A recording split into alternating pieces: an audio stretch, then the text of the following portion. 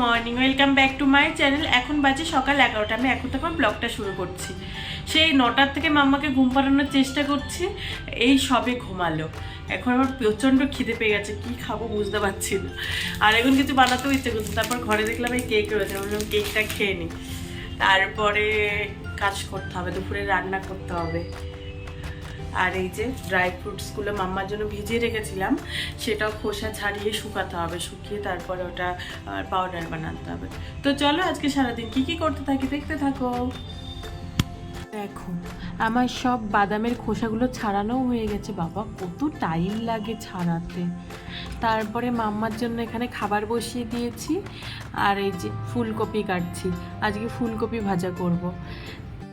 ফুলকপি ভাজা আমার ভীষণ ফেভারিট। তারপর দেখো রান্নাও বসিয়ে দিয়েছি, এইদিকে ভাত বসিয়ে দিয়েছি আর এদিকে ফুলকপি ভাজতে বসিয়ে দিলাম। এক হাত দিয়ে করছি তো পারছিলামই না, নড়ছিল ভীষণ কড়াইটা। রান্না করছিলাম, হঠাৎ করে একজন আসলো, তো এবার বেল বাজিয়েছিল, আর বেলের আওয়াজে মাম্মা উঠে গেছিলো। তারপরে ফুলকপি ভাজাটা করে আর ভাতটা করে চলে এসেছিলাম। আর এই দেখো মাম্মাকে স্নান করিয়ে দিয়েছি, রেডি করে দিয়েছি, এখনও টিপ পরানো হয়নি। খাওয়াবো ওকে, ওই যে ওটসটা বানিয়েছি তো ওটা খাইয়ে দেবো। ওর খিচুড়িটা এখনও বানানো হয়নি, লেট হয়ে গেল আজকে। খিচুড়িটা ওই বিকালেই খাওয়াতে হবে মনে হচ্ছে। আসলে আমি ভেবেছিলাম কি খিচুড়িটা বানিয়ে নেবো পট করে, যখন লেট করছে ঘুম থেকে উঠতে, কিন্তু ওই যে চলে আসলো উনি, ওর জন্য উঠে পড়লে এখন কি করা যাবে। মাঝে মাঝে ভাবি বাইরে লিখে রাখবো, বেল বাজাবেন না, ডাকলে চলে আসবো। দেখি হাজব্যান্ডকে বলতে হবে যে বেলটা খুলে রাখতে, ভীষণ প্রবলেম হয়ে যাচ্ছে ওর জন্য। তো চলো পরে আসি। আমাকে ঘুম পাড়ানোর চেষ্টা করছি, তার ঘুম নেই, কিভাবে খেলে যাচ্ছে দেখো। ওর খেলতে পারলে আর কিচ্ছু চাই না, শুধু খেলা আর খেলা। আর এত দুষ্টু হয়েছে, সব কিছু নেবে, নিয়ে সব ওই নিচে গিয়ে গিয়ে ছুঁড়ে ছুঁড়ে ফেলে দিয়ে আসবে। তারপরে ওখানে গিয়ে দাঁড়িয়ে থাকবে, মানে দাও, এরকম করবে। আবার তুলে দেবো, আবার গিয়ে ফেলে দিয়ে আসবে। ওর সব জিনিস নিচে ফেলতে যেন খুব ভালো লাগে। আর তারপর দেখো আমি জানলার ওখানে সব কম্বল গুছিয়ে রেখেছি, ও কিভাবে জানলার ওপর উঠছে তাই দেখো। একটু ওইটুকু মেয়ে, তার কি বুদ্ধি দেখো, আস্তে আস্তে উঠছে, মুখের মধ্যে রুমাল নিয়ে নিয়েছে। তারপর দেখো মামা তো আর ঘুমাবে না, আমি রান্না করতে চলে এসেছি। আজকে আলু ছাড়া ডিমের ঝোল রান্না করব। আর মাম্মা দেখেছো ওই ফাঁকাটার নিচে ঢুকে যাবে, ভয় লাগে জানো তো, মাথায় টাথায় লেগে যাবে। আর দেখো আমার ডিমের ঝোলটাও হয়ে গেছে। তারপর দেখো রান্না বান্না সব কমপ্লিট হয়ে গেছে, এখন খাবারটা গুছিয়ে নিচ্ছি। ভাত, ফুলকপি ভাজা আর ডিমের ঝোল, দুটোই আমার ভীষণ ফেভারিট। চলো এবার খেয়ে নি তাড়াতাড়ি করে, লেট হয়ে গেছে অনেক। রেডি হয়ে গেছি, মাম্মাকেও রেডি করে দিলাম, একটুখানি হাঁটতে যাব। এই দেখো বাইরে একটু একটু আলো আছে, তাই ভাবলাম একটু হেঁটে আসি। আর ये देखो ये पागल है पता है, ये पागल है। तुमको क्या हुआ था बताओ?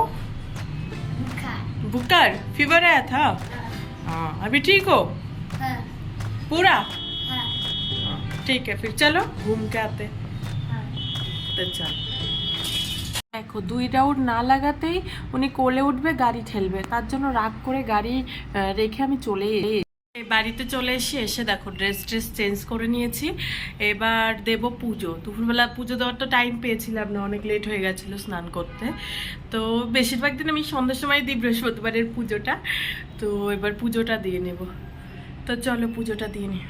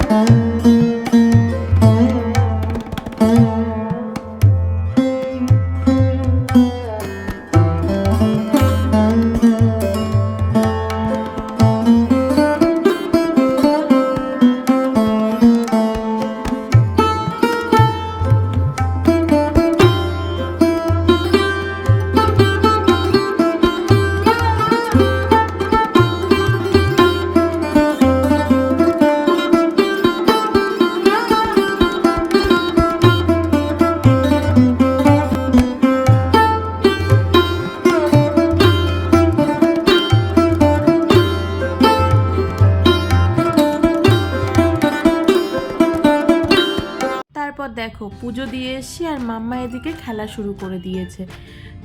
আর এখানে দাঁড়িয়ে এত জোরে জোরে কাচের উপর বাড়ি মারে, আমার তো ভয়ই লাগে যে ভেঙে না যায়।